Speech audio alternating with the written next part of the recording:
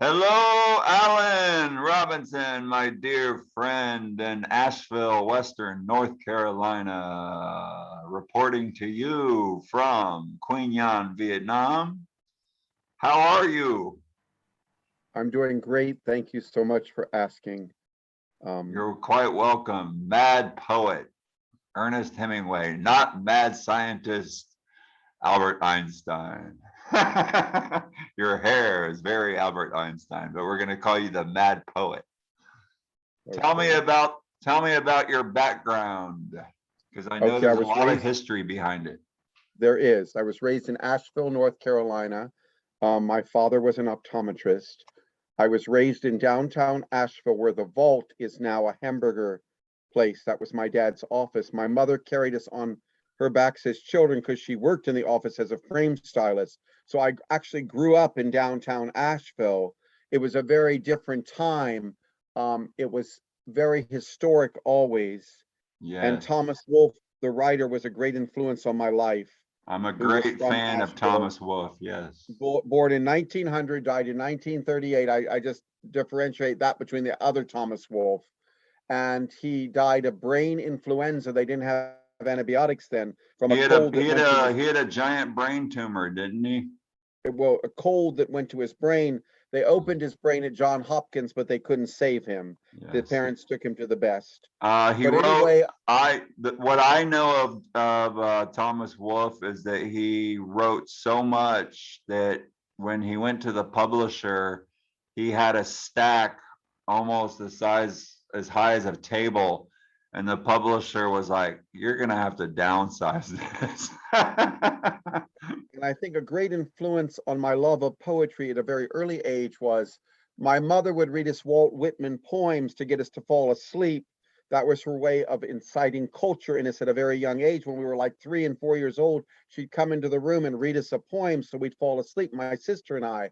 Growing up in an environment where my mother was always reading poetry aloud of American poets and European poets, I started to have this love of poetry. She instilled that in me from a very early age. She was a professional actress Beautiful. from Columbus, Ohio, but had worked in New York City before Yes. Tell meeting my me. father. Tell me about the painting behind you of your mother. Right, that was done in 1947 when she appeared in the Equity Library Theater production off on Broadway of 10 Little Indians. Very Um, beautiful. every star in that movie, including Steve Lawrence, became famous, but she got married, and that I hate to say this, it ended her career, except on the level of Asheville Community Theater and doing things in Asheville, because husbands didn't support wives that would just like travel off and go back and forth to New York City when they were raising children. Husbands expected the wife to raise the children in the 1950s. That's just the way it was. Yes. Um, Things have definitely changed, and we're constantly in a process of equality and constant changing, and people want to travel and have that freedom to do so. Right. What about the My mother had a wonderful marriage. My father was very scientific. He was an optometrist, and she was very dramatic, the actress who always believed she was reincarnated from Sarah Bernhardt, the great French actress. She felt she had French genes in her. So I grew up with this love of France because she loved everything French, and it was uh, around us in our home. yes, France is a beautiful, has a lot of beautiful culture and a lot of beautiful history. Right. And tell me about the painting next to your mother. Right. I've got to get up and remove the fish so you can see it, okay? Sounds Let me good to me, Alan. and then I'll come back so you can see the painting and tell you the story behind it because there's quite a story with it. The painting was inspired. Now you can see it. There's a Yeah, skull. See the skull on the I right. yes, beautiful. It was inspired by me reading my poem, Eternity of Time, at an open mic. An artist was present. His name is Nicholas Cole Adams. He lives in Tallahassee. And he started painting on a canvas the next day and writing lines of my poetry on the canvas. And he felt what I was talking about, memento mori, that we always have to remember that we're going to die. That's the Latin phrase for meaning never forget that we're going to die so we can make the most of every day. And Yes, that's what that painting is about. It yes, represents the Shakespearean Hamlet image of the skull of Hamlet's father and also of mortality, but also the candle burning with the finger pointing represents immortality, yes, and that we keep we're going to keep our flame burning even though the skull is in the background. yes. Very beautiful history behind that, and the poetry and the scenario and the meaning behind morality and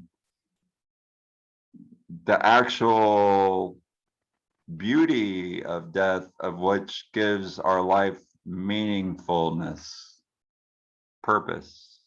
Right, because of the memento mori, it does give us a certain energy and meaning to our lives that is really rekindled and renewed and regenerated from our soul every day.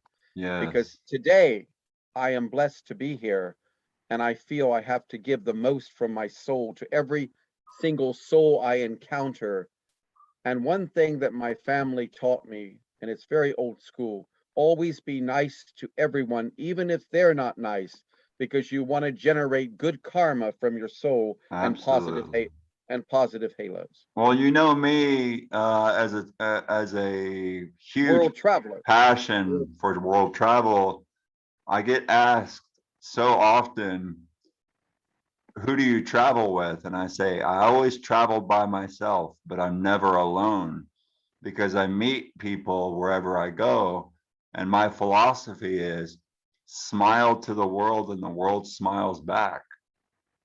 It's true. It's And true. you gain so much lifelong friendships from so many different places globally, with a certain attitude. So, And you are truly international because you've lived in the you've lived in Nepal, you've lived in Vietnam, you've traveled in Jordan, you've traveled in Egypt, you've been all over the world and you've yeah. seen the world, I lived and in it really has Alaska. affected. Although Alaska is a state of the United States, it should be its own country. It's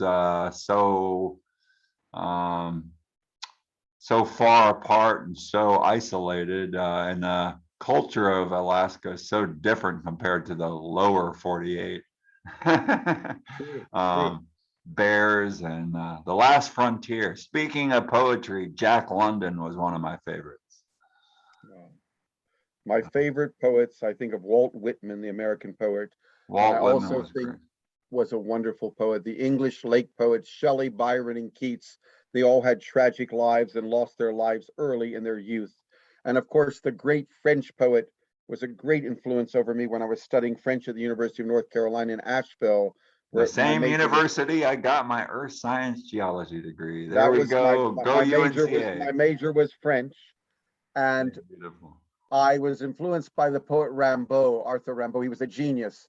He wrote something called A Season in Hell when he was 17, and he died very young in a war. Again, another tragic story of a great poet, great Yeah. French poet that influenced my life. And of course, the American poets. Um, I love the poetry of Henry David Thoreau and his thoughts. Yes. They were great influence to me. Tragedy brings out very interesting creativity. Um, It does. but it's part of life. It's been ongoing ever since the human being was resurrected into a creature on our planet Earth, and it will continue. But let's get into your inspiration, and I love your poetry. I remember many times listening to you live, reading your poetry at Noble Kava Bar. I forgot the name of the place near the yacht club. I would go listen Jack to of the you at Wood. I also Jack of the performed at Jack Wood. of I've listened to you right. there. You and I have attended certain um, seminars, meetings at UNCA, and eating all the cheese and cake there is and drinking red wine that's offered Right. for free. Very nice. Very nice Yeah, for alumni. yeah. Very nice. They treat their alumni great. They do. Yes, they do. But Go I UNCA. wanted to say that my poetry has a romantic background, but one of the most positive messages in all my poems, and it runs through all of them, is no matter what happens in your life, you keep going on and holding on to the tightrope that is frayed. You Yes. go on with fortitude and courage and forthrightness of spirit, Yeah, because there's always a new door opening for everyone. They can't absolutely. think ever because a door closes that It's is an ending. I They like to need to look at use the ending as a beginning. That's how I feel about everything in life. I like to That use the word perseverance because if you don't persevere and you give up, doors lock on you. And you want to remain, you want to keep these doors unlocked. So you wake up every day with the attitude of, hey, let's try again, let's try again, don't give up. And those doors will open. There's we a lot all of know that famous we all quotes know that behind them. right, and we all know that the tightrope is frayed we're walking on. We're all walking on a fine line. At any minute we could fall into the depths of hell, but we don't. We survive. Yeah, And that's the beauty of life. We keep surviving because we absolutely. know the importance of the beauty of every moment that we're Yeah. here. Like, Because of the brevity of life, it gives a great meaning to our moments. And that's but the juxtaposition in my poetry. I try to juxtapose this finality with the beginning. And that's one of my great themes in my poetry. that is very beautiful. All right, let me ask you a few questions, Alan, my dear friend. And I miss you. I want to start by saying before I ask you some questions, I miss you. I'm looking forward to hopefully seeing you this Christmas holidays and Great.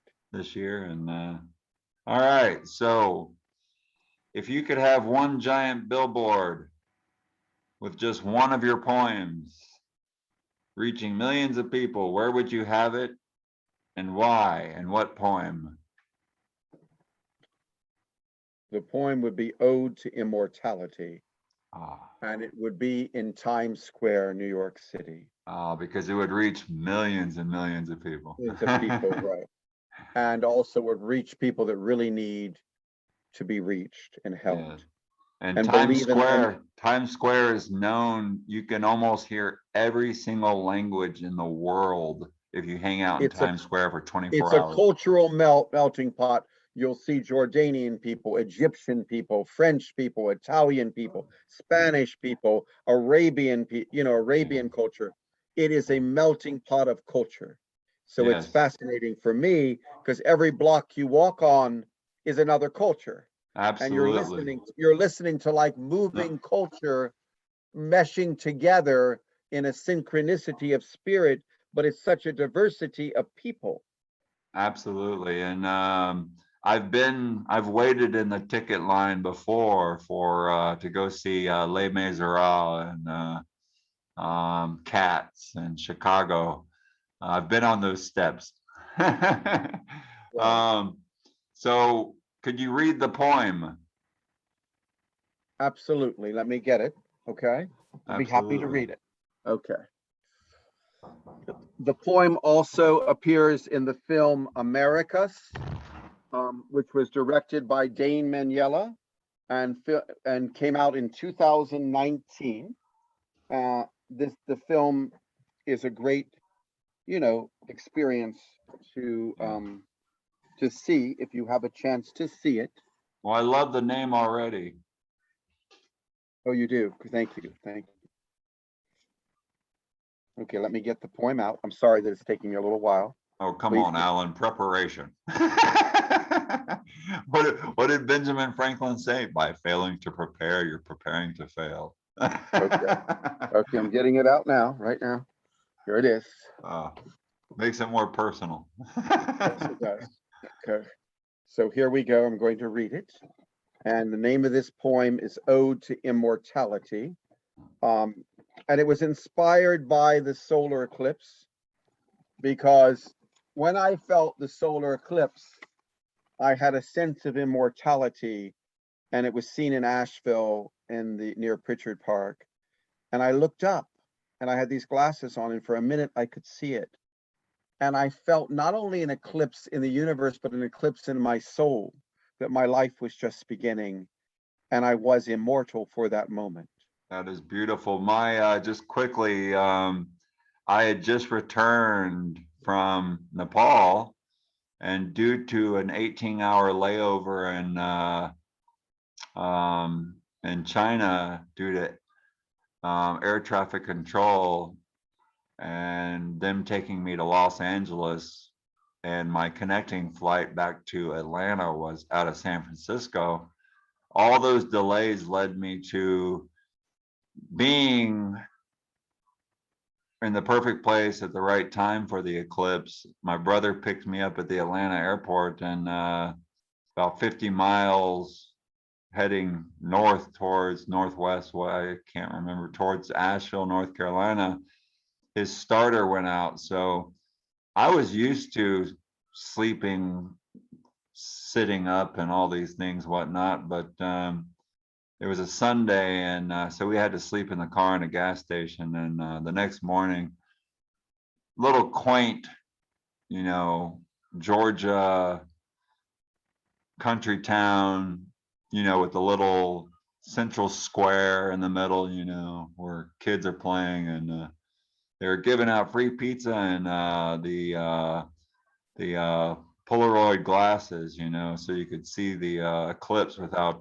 burning your eyes, and it Beautiful was very, story. very powerful. So go on.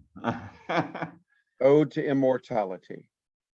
We are at a crossroads with ourselves. Perfection eludes our ever-strangling grasp on the horizon. You have borne witness to the beginning of time. You've seen the eclipse on the horizon dawn to a new hope, which prevails a new dawn.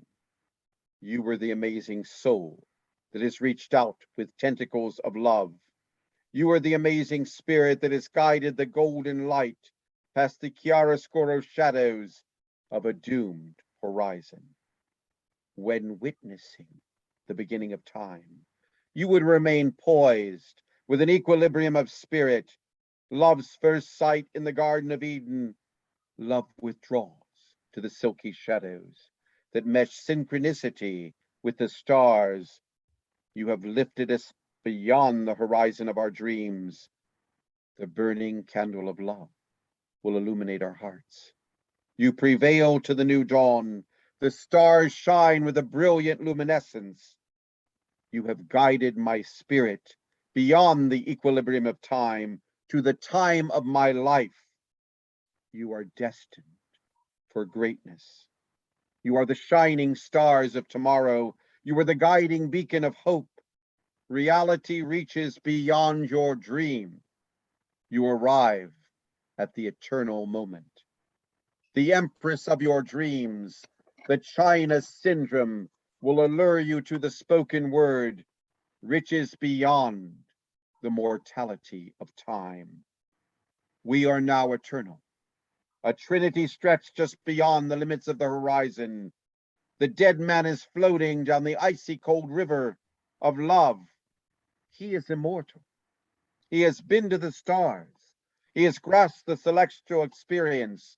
He knows his soul has just begun to live to the celestial connection of love. Love reigns supreme. It is the most powerful force.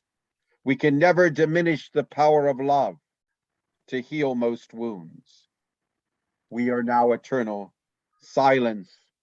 The stone is set, etched in pyramids, the memorial. We are united with a global presence.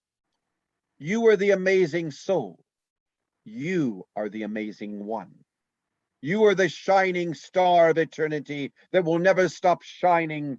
Your love will permeate a million souls that were forgotten, but the memories keep burning, and they are so vivid among the beautiful, spiritual inhabitants of this planet. You have witnessed soul power of solar dimensions. You have witnessed love. You will now have the burden to carry that throughout your journey. The journeying glancing upward to Juliet and Romeo's lines, when we remember Shakespeare's thoughts, when Romeo says, but soft, when light through yonder window breaks, it is the east and Juliet is the sun. Arise, fair sun, and kill the envious moon, who is already sick and pale with grief. Be not her maid, that she is envious. Her vestal livery is but sick and green, and none but fools do wear it. You have now evolved into the sunshine of your life. You are the sole power. You have been lifted beyond the doom for centuries of life. We are floating on life's light bulb and life's mirror. I love you all. You have each and every one of you given your great soul. You are the shining stars of tomorrow. You have enlightened my path and illuminated my life. I treasure you all. Thank you. That is beautiful, Alan. I love it. I got goosebumps. I'm glad you felt the emotion Yes. that I feel behind soul power and solar connection. Goosebumps, I've heard, is a sign from God, Oh, from a higher power. It's one of those mystery body functions that I believe is sent spiritually. fascinating. Yeah. Fascinating. You kind of already told me what inspired you to start writing poetry. So just really quickly, briefly, just mention it one more time. I know you mentioned your mom reading Well, I was on a Whitman. ship when I first started. I was 17 when I first started writing tone poems of my mind. I was on a ship looking at the ocean, seeing the endless sea and eternity. And I was truly inspired by the planets and the ocean and the alignment of the moons and Saturn and Orion in the sky. All this alignment came together. And ever since that day of that moment of alignment, I have never stopped writing poetry. That is amazing. From the heart, beautiful, beautiful aligned story and history behind your poetry and your passion for it. You already answered. You said Walt Whitman is your favorite poet. One of the many favorites, but I will say others. Samuel Taylor Coleridge, William Wordsworth was a wonderful poet that influenced me. Again, Shelley, Keats, and Byron, the English lake poets, were a great influence on my life. Beautiful. And of course, I thought another great poet was Allen Ginsberg of the Beat Generation. His poetry was very realistic and wonderful. And it Very was at a nice. time when people didn't have cell phones and they really appreciated going to poetry gatherings. Yes. Now that It's people have become addicted to technology, somehow we have to keep poetry alive and the art of poetry alive. It's important because we're in a very technological age. it's almost similar to music. You know, there was a time where musicians had to be poetic in their lyrics.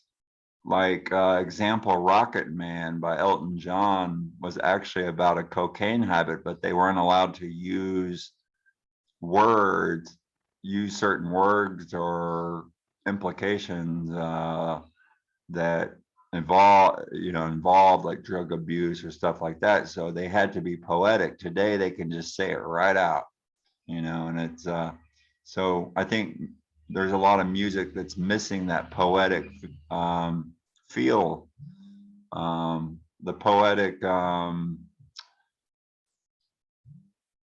creativity. I know my documentary won't be ready for a while, but I do hope you can post this video of this recording on my Facebook so that I can share it with people about my love of poetry and the Absolutely. importance of poetry. Thank you. Yeah. Before the documentary, I may just post this video. Yeah, absolutely.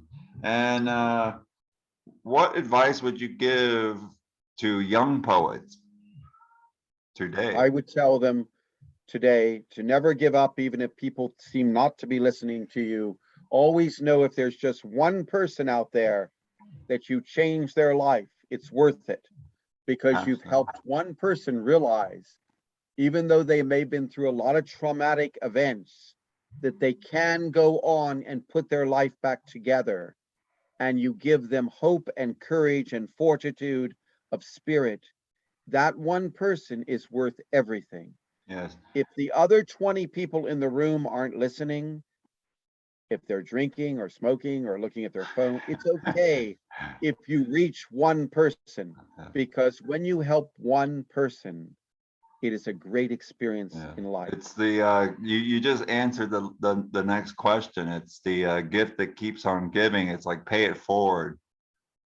Right. You know, it's like blogging. I've read a lot of things about bloggers. One that stands out to me from one very famous New York Times columnist blogger is 99% of bloggers write what they think others want to hear. True. If you write what you want to hear, it actually brings out your most creativity, Absolutely. which touches more people. So you answered basically the next question with that. And last but not least, how has your poetry played an important role on your emotional state? And list one example or mention one example. Right.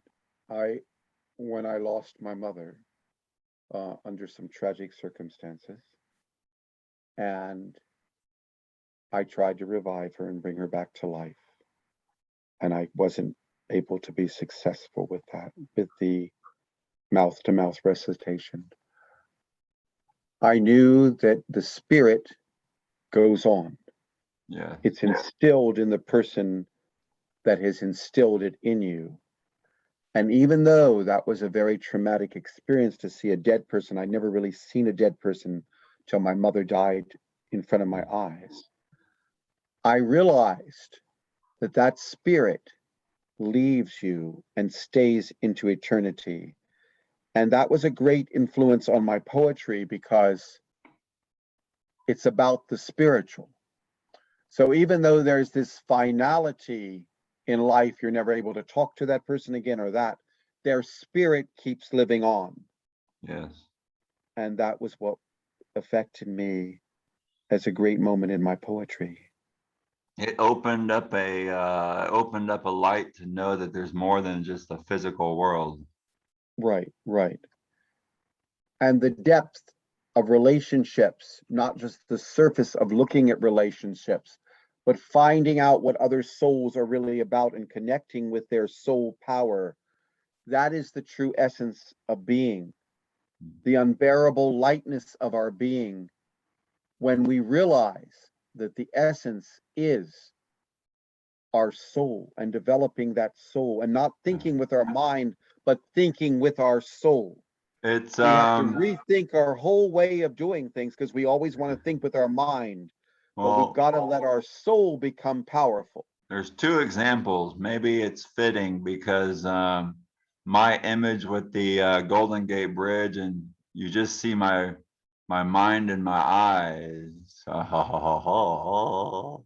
It I just, yeah, kind of has it's right. an I examples love that to image. It's very Shakespearean. It's almost like a scene out of Hamlet where see. Hamlet sees his father's ghost You is can an make apparition. It's great. I like want to you. point out something. Can you see this book, It does The Voyage? expressions. It looked like a mushroom now, Can or a you see the goblin. front of my This is my poetry chapbook, if anyone's interested. It's called The Voyage of the Seven Seas. Oh wow, interesting. I want a copy because I I will get love you one. old navigation of the Vikings and This is the back of the book, the memento mori, because we must remember the skull okay, and know that, absolutely. alas, poor Yorick. I think of the great scene in the graveyard scene from Hamlet, Yeah. where Hamlet talks And to his father. also it reminds me that beauty rests beneath the skin. Right. It's not just skin So deep. And also, I have a tattoo on my arm of the famous story of King Arthur and the how sword and the wonderful. stone. How And wonderful. it pertains to that King Arthur was the only one that could pull the sword out of the stone because he used his heart, and everybody else used their mind, and they could not pull the sword out of the stone. But King Arthur could pull the sword out of the stone because he used his heart and his soul, not his mind. Well, Michael, you're a great explorer. Your soul wants to explore and learn about new cultures. So your soul is poetic, and I appreciate this interview. It's been wonderful. Did you have some more questions for me, though? I think you have a few more. I do not. You said it best, and I am so grateful for everything you said. What you taught me, how beautiful poetry is, and the meaning behind it, and the meaning it can have to so many people, and the meaning it has to each and everybody's individual experiences through life. It's true. So Thank I you so appreciate much for that. this wonderful interview. And Yes, again, I hope you can post it on my Facebook, this part of the interview. I I don't, will. I can't I'll, post it from here, so you'll be able to do that, hopefully. I'll Hopefully. do it right away. Well, thank you so much. What a beautiful interview. I just feel really honored.